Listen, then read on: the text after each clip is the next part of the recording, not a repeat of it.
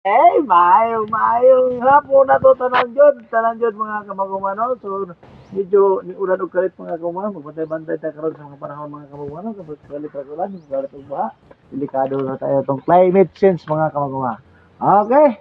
Nanagit tayo hinog sa tong kapayas mga kamagumano, mo na siya red lady mga kamagumano. So yung makita ninyo mga kamagumano, pula kaya na siya kamagumano, no? Pula oh. Pero gahi pa kaya rin sa mga kamagumano. No, gahi pa kaya pak. Ato lubagon mga kamagumano. Oh. Pula kay sa mga kamaguma, red lady mga kamaguma, no? Oh.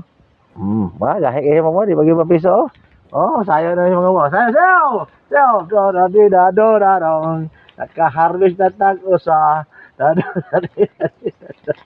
Raro. Uy, kamote. Hop. Kaya mo na. Na iko pa yan.